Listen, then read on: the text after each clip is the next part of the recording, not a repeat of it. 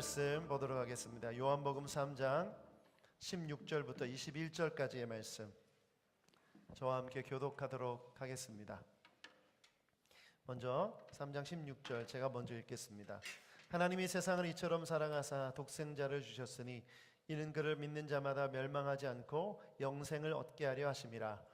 하나님이 그 아들을 세상에 보내신 것은 세상을 심판하려 하심이 아니요 그로 말미암아 세상이 구원을 받게 하려 하심이라. 그를 믿는 자는 심판을 받지 아니하는 것이요 믿지 아니하는 자는 하나님의 독생자의 이름을 믿지 아니하므로 벌써 심판을 받은 것이라. 그 정죄는 이것이니 곧 빛이 세상에 왔으되 사람들이 자기 행위가 악함으로 빛보다 어둠을 더 사랑한 것이라.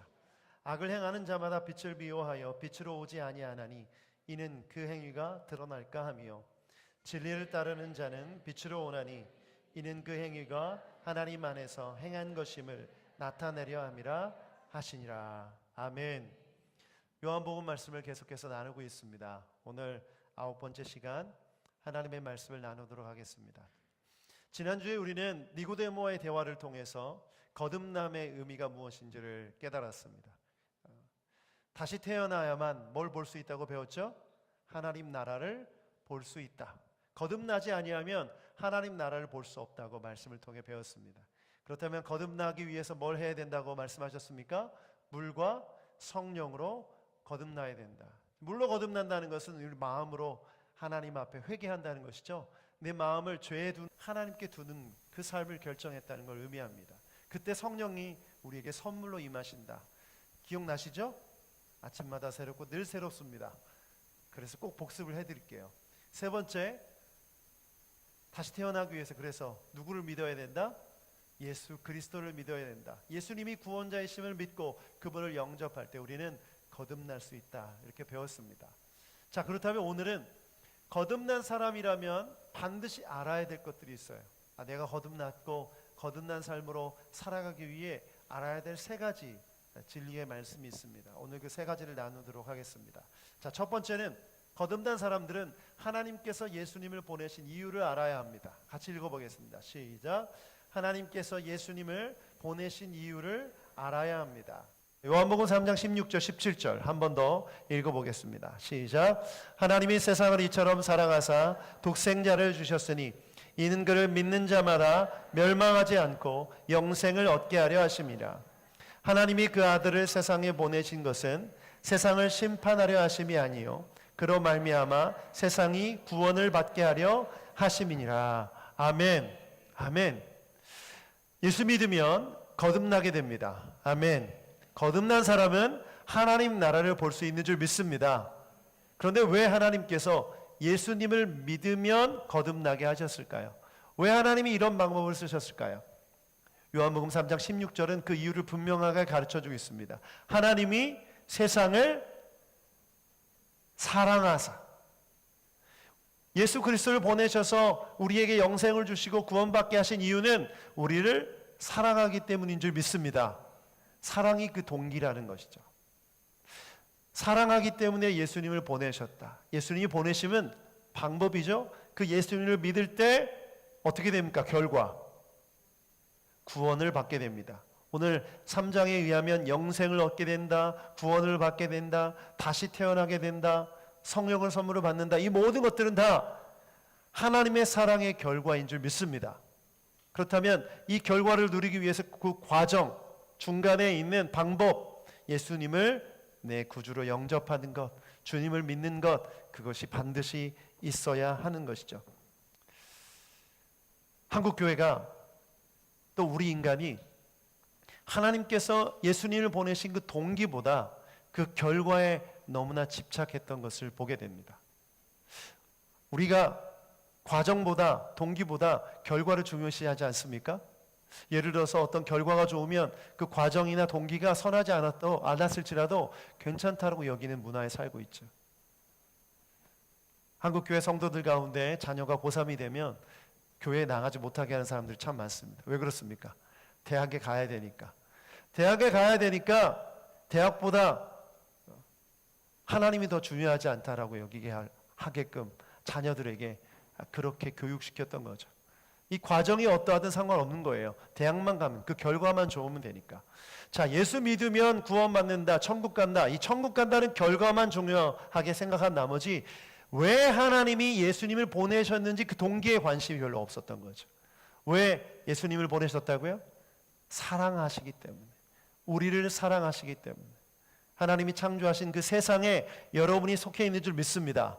그렇다면 하나님이 여러분을 사랑하시기 때문에 예수님을 보내셔서 그 예수님을 믿는 자에게 사랑의 결과인 구원을 허락해 주신 것이죠. 그런데 여러분, 우리가 이 말씀을 들을 때 반드시 기억해야 될 건 뭐냐면, 누구와의 대화죠 이게?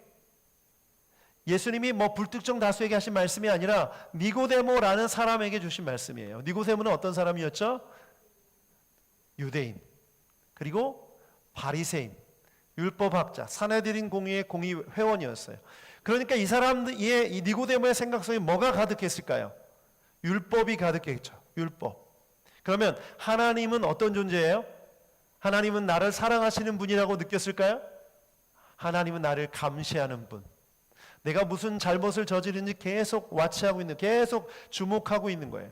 너 이런 죄를 저질렀어. 이제 너 벌 받을 거야. 너 회개해야 돼. 정결케 하는 의식을 치러야 돼. 제사법이 틀렸어. 그런 생각은 잘못된 거야. 늘 율법적인 사고방식 속에서 하나님을 늘 두려운 하나님, 나를 감시하는 하나님, 그렇게만 여겼던 거죠. 그런데 예수님이 이렇게 말씀하시는 거예요. 하나님이 세상을 사랑하사, 하나님이 너희를 사랑하사 독생자를 보내주셨다. 그 사랑의 동기란, 그 사랑의 동기를 잃어버리는 순간 우리의 신앙생활은 그 기초가 완전히 없어지는 것입니다. 여러분, 사랑의 동기가 되지 않은 모든 영적인 행동은 다 잘못된 것입니다. 가인과 아벨이 예배를 드렸죠. 그런데 누구 예배를 받으셨습니까? 아벨의 예배를 받으셨죠. 가인의 예배가 어땠기에? 저는 가인의 예배의 동기가 잘못됐기 때문에 안 받으셨다고 믿어요. 가인이 하나님을 사랑했을까요? 가인이 하나님을 향한 사랑을 느꼈을까요? 하나님의 사랑을 느꼈을까요? 굉장히 중요한 질문입니다. 제가 여러분에게 이런 질문을 드리고 싶어요. 오늘 우리가 하나님을 예배하는 동기가 뭡니까? 우리가 하나님 앞에 나아가는 동기가 뭡니까? 하나님을 사랑해서입니까? 아니면 의식적으로, 형식적으로, 습관적으로 나온 것입니까? 만약에 하나님이 나를 사랑하시고 계신다는 사실을 날마다 느끼고 그 사랑의 기초 안에 우리가 신앙생활을 하고 있다면 우리도 당연히 그 사랑 앞에 사랑으로 반응해야 되는 줄 믿습니다. 예배드리는 모습을 보면 저는 조금 알 수 있어요. 지금 여러분이 지금 하나님을 향해서 사랑이 가득 차서 그 사랑을 느끼고 있어서 그 사랑으로 찬양하고 있는지, 아니면 그 사랑이 완전히 바닥나고 메말라서 그냥 형식 가운데 있는지 금방 알 수 있어요. 제가 이렇게 알 정도인데 하나님은 아실까요? 모르실까요? 다 아시죠? 그리고 정직하게 솔직하게 여러분도 알아요. 오늘 예배하러 온 동기가 뭡니까? 하나님을 사랑해서입니까? 그렇지 않다면 여러분, 자기 자신을 정직하고 솔직하게 돌아봐야 됩니다. 하나님이 우리를 사랑하실 때 어떻게 사랑하실까요? 하나님은 자기 자녀를 사랑하시듯이 우리를 사랑하세요. 얼마 전에 스페인 바르셀로나에서 테러가 일어났죠. 승합차를 빌려서 이 테러 조직이 이 관광객들이 많은 인도를 돌진했어요. 그런데 이태리에서 휴가 온 한 가정이 있었는데 6개월 된 아이와 7살 된 아들이 있는 가정이었어요. 그런데 걸어가고 있는데 승합차가 돌진하니까 이 아버지가 자녀를 살리기 위해서 그 승합차로 뛰어들었어요. 결국 아버지는 죽게 되고 그 두 아이는 살게 됩니다. 이 아버지가 왜 거길 뛰어들었을까요? 왜 뛰어들었을까요? 자녀들을 사랑하기 때문에. 예수 그리스도 독생자를 보내신 하나님 아버지는 그 사랑 때문에 자기보다 더 소중히 여기는 예수님을 보내주신 것입니다. 6살 된 그 아들과 6개월 된 아이가 자라면서 아버지에 대한 얘기를 듣겠죠. 그 두 자녀는 어떻게 클까요? 자기들의 아버지가 정말 자기를 사랑해서 모든 것을 버렸다는 것을 기억하며 살아갈 거예요. 더 이상 아버지를 볼 수 없겠지만 그 두 자녀는 아버지를 사랑할 거예요. 저는 하나님께서 오늘 우리에게 보이신 사랑이 그런 사랑이라고 믿습니다. 자기 전 존재를 들여서 우리를 사랑하시기 때문에 우리를 구원하시려고 보내주신 것이에요. 그렇다면 우리는 어떻게 해야 될까요? 그 사랑에 사랑으로 반응해야 될 줄 믿습니다. 여러분 성경을 자세히 보세요. 우리가 신명기 읽고 있죠? 신명기 6장에 보면 뭐라고 말씀하세요? 쉐마 이스라엘, 들으라 이스라엘, 주 너의 하나님 한 분이시니 마음과 내 영혼과 내 힘을 다해 하나님을 사랑해라. 하나님을 사랑해라. 그것이 우리에게 주시는 메시지인 줄 믿습니다. 요한일서 5장 1절 말씀 같이 한번 읽어보죠. 요한일서 5장 1절 읽어보겠습니다. 시작. 예수가 그리스도이심을 믿는 사람은 다 하나님에게서 태어났습니다. 낳아주신 분을 사랑하는 사람은 다 그분이 낳으신 이도 사랑합니다. 이 말씀에 한 가지 더 나아간 하나님의 뜻을 발견하게 됩니다. 자막을 띄워주시면 그리스도이심을 믿는 자는 다 하나님께서 태어났습니다. 뭘 의미하죠? 이거는 거듭남, 다시 태어남을 의미하죠. 그 다음에 하나님으로부터 다시 태어난 사람을 낳아주신 분은 어떻게 한다고요? 사랑한다는 거예요. 하나님이 우리를 다시 태어나게 하셨기 때문에 우리는 하나님을 사랑한다는 거예요. 그 다음 더 나아가서 그분이 낳으신 이도 사랑합니다. 그분이 낳으신 이는 누구를 뜻하냐면 여러분과 같이, 나와 같이 다른 사람, 하나님께서 사랑으로 다시 태어나게 하신 그 다른 사람도 사랑하게 된다는 거예요. 여러분 십계명을 두 가지로 요약하면 뭐죠? 하나님 사랑, 이웃 사랑이죠. 예수님이 하신 말씀도 뭐죠? 하나님을 사랑하고 이웃을 사랑하다. 한 율법학자가 예수님께 질문했어요. 어떻게 하면 영생을 얻을 수 있겠습니까? 그랬더니 예수님이 이렇게 말씀하셨어요. 율법에 뭐라고 나와 있냐? 같이 한번 읽어보죠. 누가복음 10장 25절부터 28절 시작. 어떤 율법 교사가 일어나서 예수를 시험하여 말하였다. 선생님, 내가 무엇을 해야 영생을 얻겠습니까? 예수께서 그에게 말씀하셨다.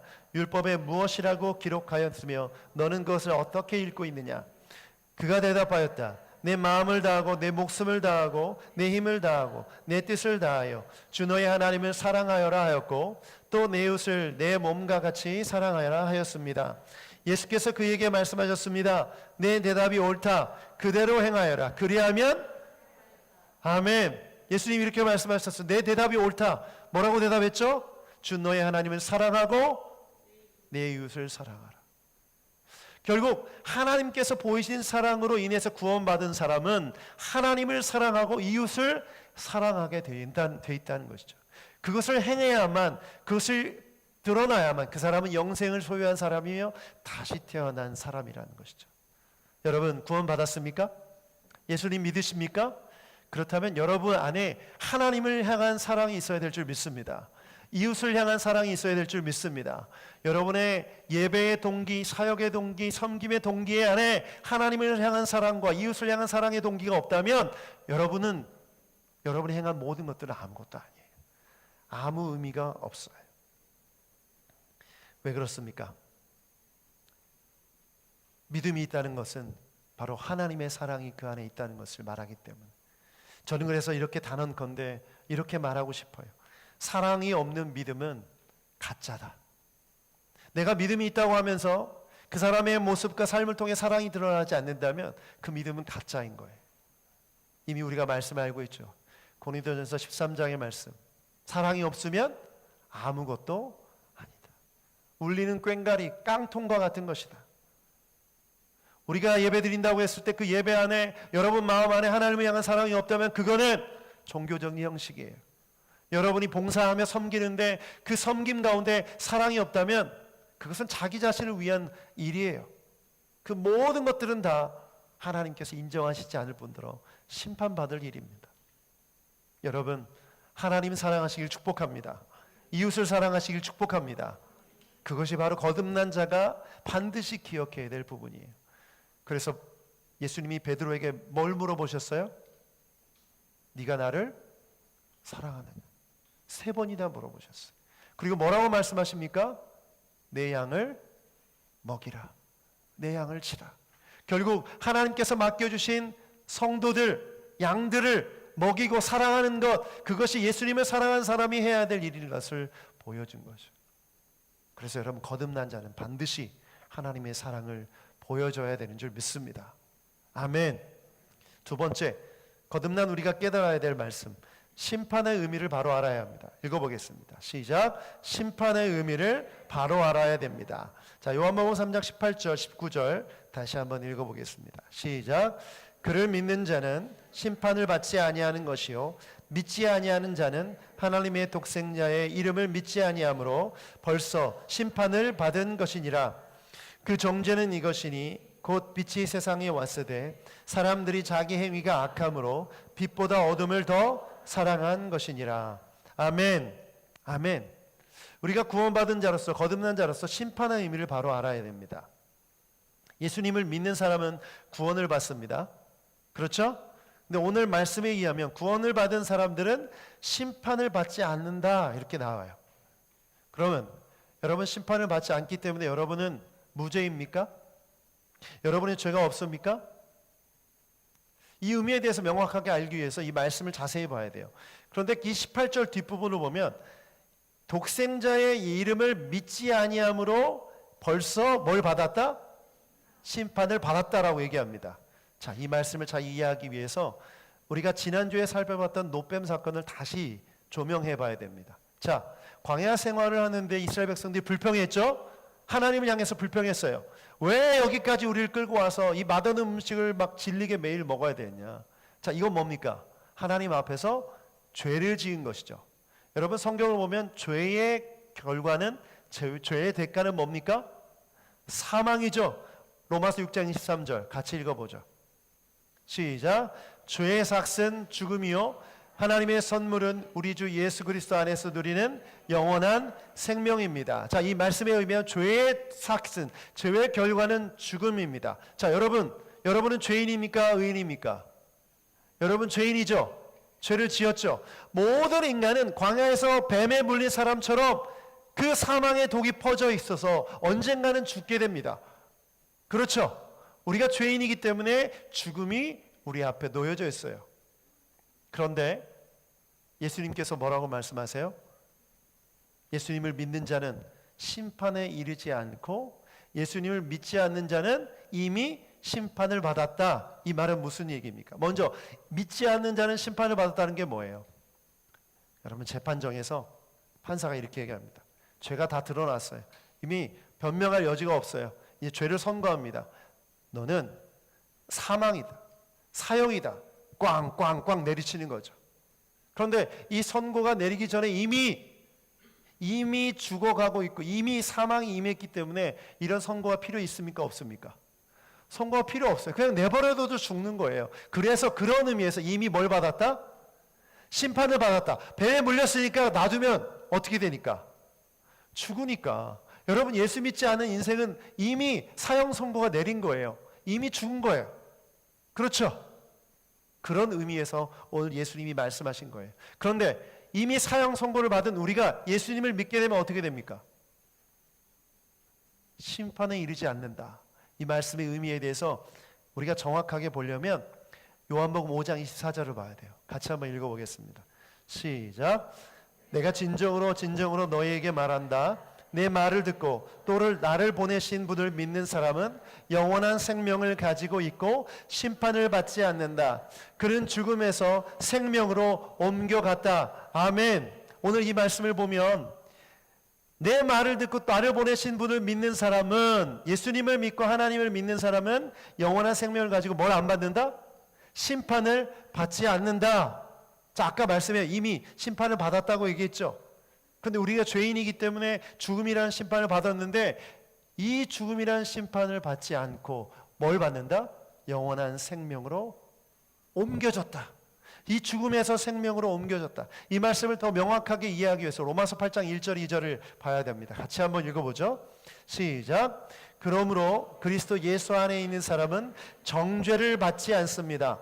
그것은 그리스도 예수 안에서 생명을 누리게 하는 성령의 법이 당신을 죄와 죽음의 법에서 해방하여 주었기 때문입니다. 아멘. 자, 여러분 죄인이기 때문에 사망 선고를 받아야 됩니다. 정죄를 받아야 돼요. 죄를 지었기 때문에 사형이라는 사형을 받아야 돼요.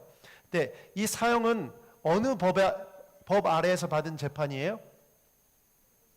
저희 보니까 뭐라고 나와요? 죄와 사망의 법에서 받은 재판이에요. 죄와 사망의 법에서 받은 재판에 의하면 여러분은 사형이에요. 그런데 생명의 성령의 법, 성령의 법에 의해서 우리는 어떻게 된 거예요? 해방되었다는 거죠.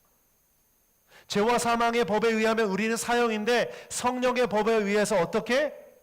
풀려났다는 거죠. 제가 법은 잘 모르지만 집행유예라는 걸 알아요. 여러분 집행유예가 뭔지 아세요? 네?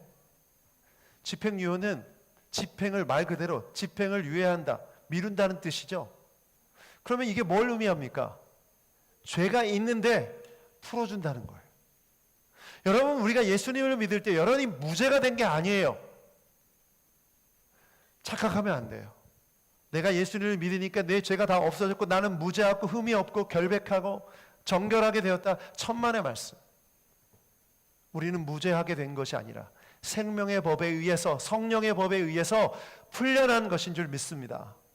그렇다면 어떻게 살아야 됩니까? 내가 죄인으로 있을 때 이미 사망이라는 심판을 받았지만 예수 그리스도를 믿음으로 말미암아 성령의 법으로 말미암아 이제 풀려나서 자유하게 되었다, 해방되었다. 그것이 바로 우리가 받은 심판의 의미입니다.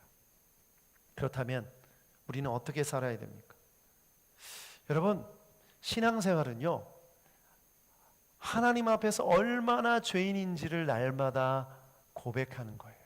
그게 바로 신앙생활이에요. 여러분 우리가 의인된 건 내 능력과 내 노력으로 된 것이 아니라 예수 그리스도의 피의 공로로 된 것인 줄 믿습니다.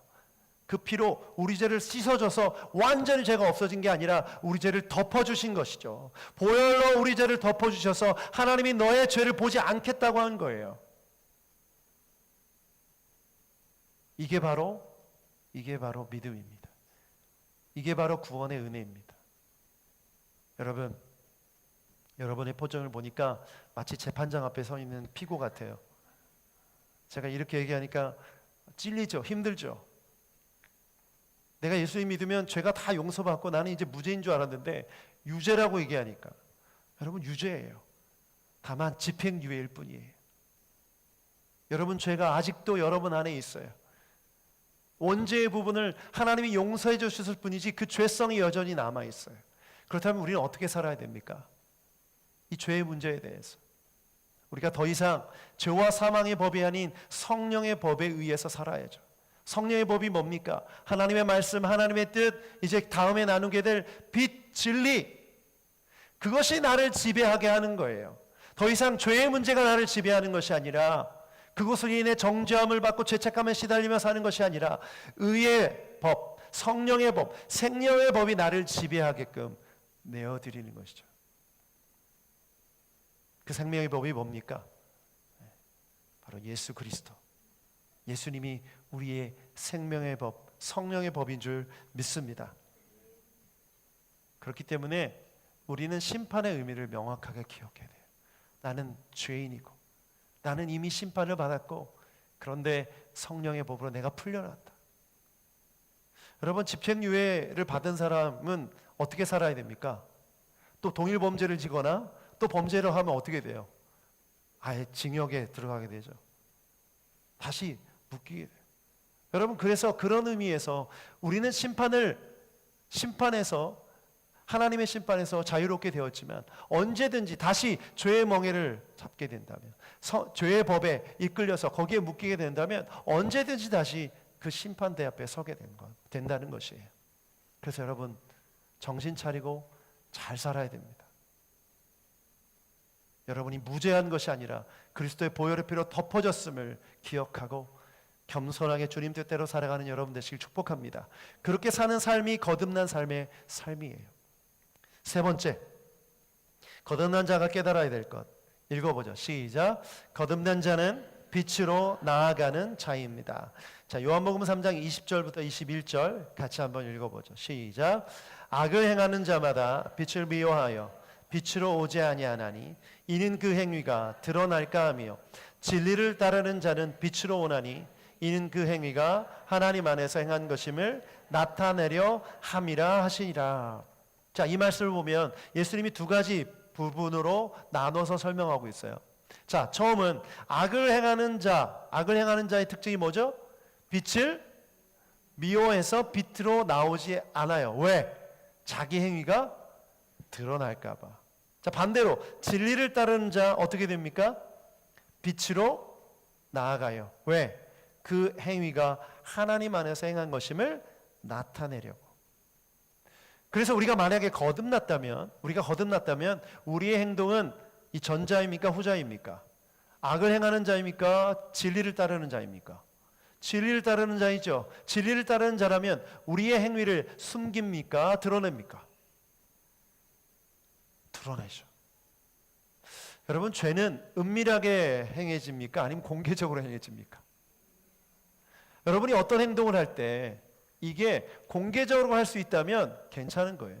그런데 대부분의 죄는 은밀한 가운데, 어둠 가운데 행해집니다. 그렇다면 우리가 예수 그리스도 진리 되신 예수님을 따라가고 있고 빛이신 예수님 가운데 나아갔다면 우리의 삶 가운데 어두움은 떠나가는 줄 믿습니다. 어두움을 행하는 일들이 끊어져야 되는 줄 믿습니다. 저는 이것이 굉장히 중요하다고 믿어요. 오늘날 한국교회에 믿음이 있다고 하면서 구원받았다고 하면서 그 결과만 강조한 나머지 하나님을 향한 사랑이 없고 그 사랑으로 인해서 빛을 따르는 삶의 모습이 없이 살아가는 그리스도인들이 많습니다. 저는 이렇게 말할 수 있다고 생각해요. 그런 사람들은 거듭나지 않은 사람이고 예수님을 믿지 않는 사람이고 그러므로 하나님 나라를 볼 수 없습니다. 천국 못 갑니다. 그래서 자주 말씀드리잖아요. 제가 전도 대상자가 어디에 있다? 교회에 있다. 교회에 예수님을 믿지 않는 사람, 빛 가운데 나오지 않는 사람들이 많아요. 그런 사람들은 다 지옥 갑니다. 거듭난 사람이라면 반드시 빛 가운데 나오는 사람이며 그 안에 어두움이 없는 사람인 줄 믿습니다. 그렇다면 여러분 자신이 너무 잘 알아요. 내가 구원받았는지, 내가 천국에 갈 수 있는지, 하나님 나라를 볼 수 있는지 여러분이 너무 잘 알아요. 아직도 어두움 가운데 행하는 죄악들이 있다면 그것을 회개해야 됩니다. 그것을 빛 가운데로 가지고 나아가야 됩니다. 그것을 드러내야 돼요. 하나님 앞에 고백하고 자백할 때 그는 미쁘시고 의로우사 우리를 모든 불의에서 깨끗하게 해주실 분이신 줄 믿습니다. 사망의 법이 아닌 성령의 법으로 우리를 해방시켜 주실 줄 믿습니다. 그렇기 때문에 여러분 죄의 문제에 대해서 단호해야 돼요. 결단하고 끊어버리셔야 됩니다. 내가 예수님을 믿고 거듭났다고 하면서 여전히 죄의 문제에 고통받고 있다면 오늘 이 순간 선포하며 결정하시길 바랍니다. 더 이상 어두움의 일에 관여하지 않고 하나님의 뜻대로 살아가는 여러분 되시길 축복합니다. 에베소서 5장 8절부터 13절 같이 한번 읽어보죠. 시작. 여러분이 전에는 어둠이었으나 지금은 주 안에서 빛입니다. 빛의 자녀답게 사십시오.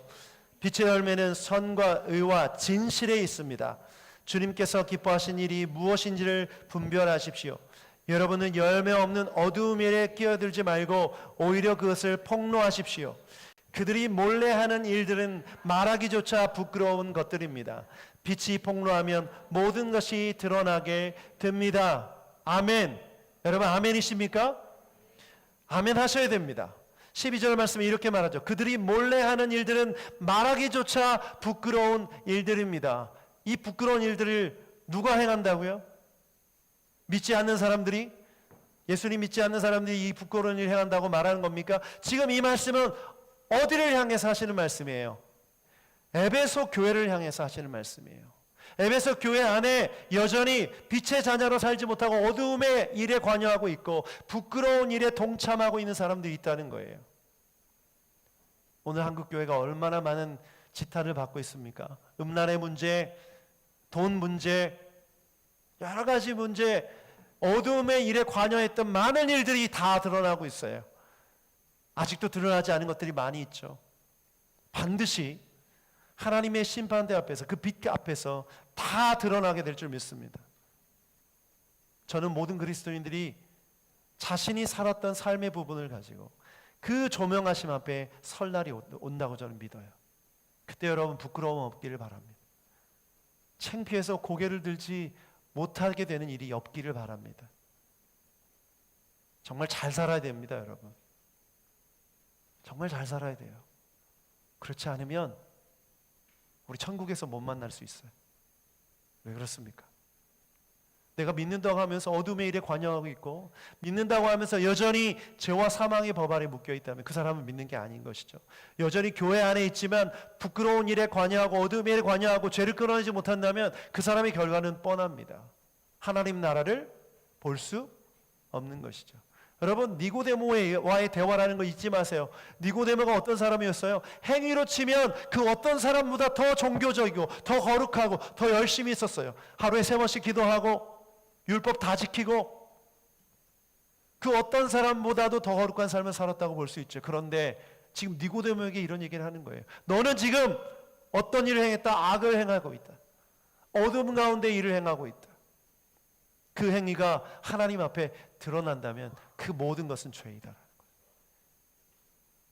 여러분, 여러분의 삶 가운데 지금 행하는 일들 가운데 내가 하나님의 빛 앞에 할 수 없는 일이라면 다 끊어버리셔야 됩니다. 그렇지 않으면 여러분 한 마음 가운데 하나님의 사랑이 거할 수가 없어요. 그리고 하나님을 사랑한다고 말할 수가 없어요.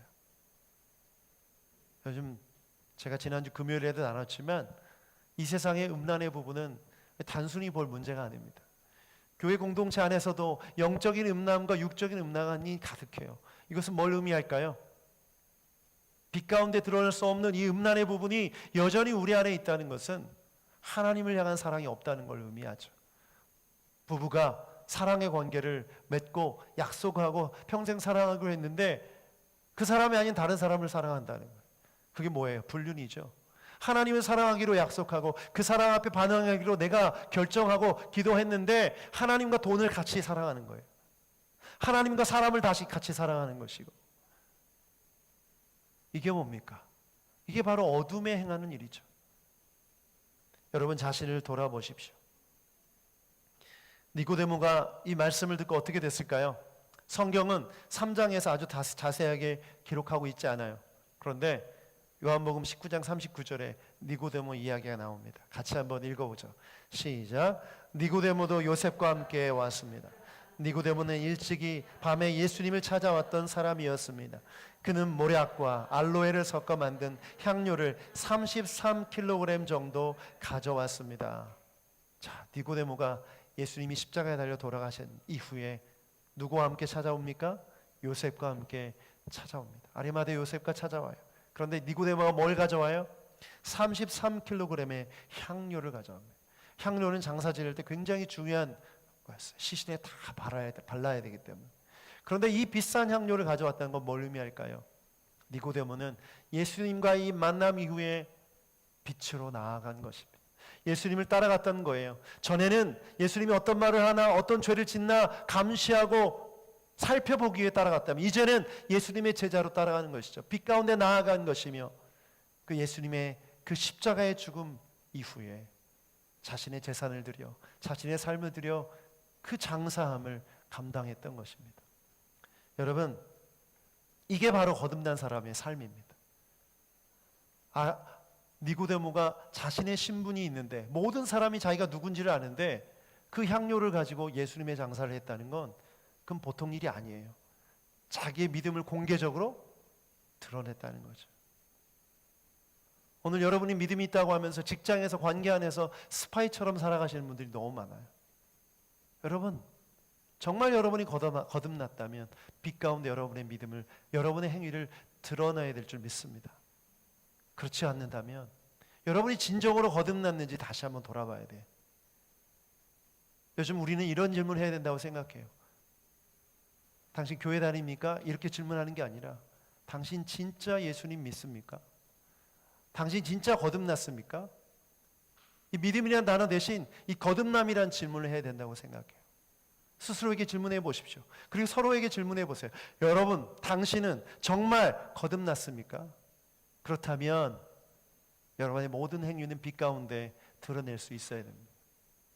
그렇다면 내가 유죄인데 그리스도의 보혈로 덮여지고 성령의 법으로 말미암아 해방되었다는 사실을, 자기가 죄인임을 늘 기억하며 그 자유함 가운데 살아야 하며, 그렇다면 여러분이 하나님의 사랑 앞에 나도 하나님을 사랑하고 거룩한 신부로 정결하고 순결하게 순전하게 살아가야 되는 줄 믿습니다.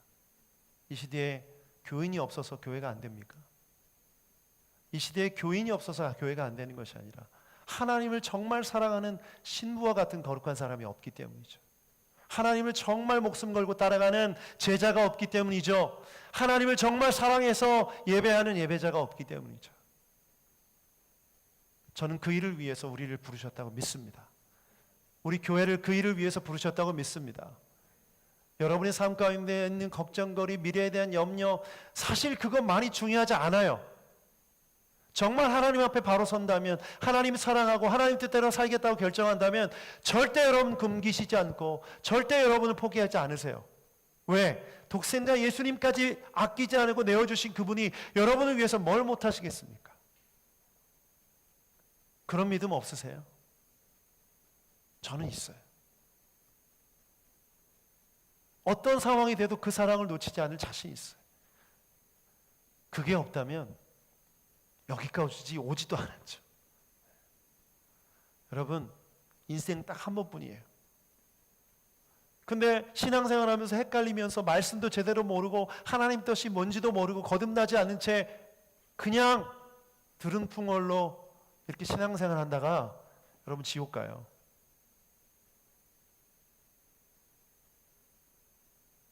오늘 이 말씀 앞에 여러분 겸손하게 서시길 바랍니다. 거듭난 자라면 반드시 이 말씀을 기억하고 살아가야 됩니다. 이 시간 함께 기도하십시다. 우리 함께 기도할 때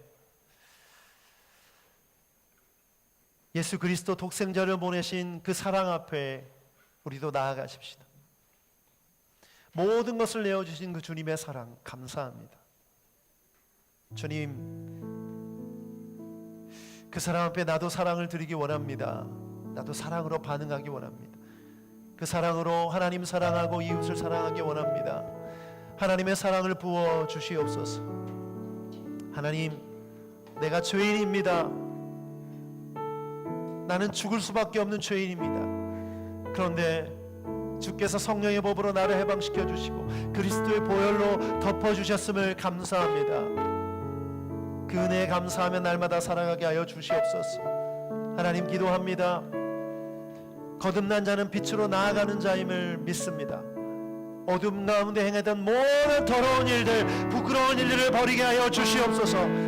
빛 가운데 나아가게 하여 주옵소서. 생명의 길로 나아가게 하여 주시옵소서. 그래서 주님께서 뜻하시고 기뻐하시는 삶을 살 수 있도록 우리 모두를 인도하여 주시옵소서. 니고데모처럼 살게 하여 주시옵소서. 시간 함께 주신 말씀 기억하며 기도하며 나아가십시다. 함께 기도하겠습니다. 하나님, 거듭남의 의미에 대해서 가르쳐 주셔서 감사합니다. 우리가 예수 믿고 거듭난 자로서 무엇을 알아야 되는지 가르쳐 주셔서 감사합니다. 우리를 향한 사랑 때문에 독생자 예수를 보내신 그 사랑을 기억하며 우리도 주님 사랑하게 하여 주옵소서. 마음과 뜻과 정성 다해 내 모든 것을 다해 주님 사랑하게 하여 주옵소서. 하나님, 우리가 유죄입니다. 우리가 사형 선고를 받은 자들입니다. 그런데 성령의 법으로 그 믿음으로 우리를 풀어주신 은혜 감사합니다. 하나님, 우리가 무죄가 아니라 죄가 없는 것이 아니라 죄인임을 기억하며 날마다 우리를 덮어주신 보혈의 은혜에 감사하며 살아가게 하여 주시옵소서. 날마다 회개하게 하여 주옵소서. 날마다 무릎 꿇게 하여 주시옵소서. 얼마나 처참한 죄인인지 날마다 깨닫고 고백하게 하여 주옵소서. 그리스도의 보혈 없이는, 십자가 없이는 한순간도 살 수 없음을 고백하는 우리가 되게 하여 주시옵소서. 하나님, 기도합니다. 우리의 삶 가운데 있는 모든 어둠의 일을 버리기 원합니다. 하나님, 고백하기도 부끄러운 이 창피한 정말 부끄러운 일들을 다 버리게 하여 주시옵소서. 이제 빛 가운데 나아가게 하여 주옵소서. 하나님의 행하신 일들을 드러내는 성도로, 드러내는 제자로, 드러내는 예배자로 서게 하여 주시옵소서. 하나님, 그래서 한 번뿐인 인생 정말 하나님 믿고 주님 뜻대로 살아서 잘했다 충성냉정와 칭찬받는 우리가 되게 하여 주옵소서. 하나님, 천국의 심판대 앞에 감사함으로 기쁨으로 서게 하여 주시옵소서. 오늘 말씀 주신 주님 감사합니다. 거듭난 자로 다시 태어나 주님 뜻대로 살아가게 하여 주옵소서. 예수 그리스도 이름으로 기도하옵나이다.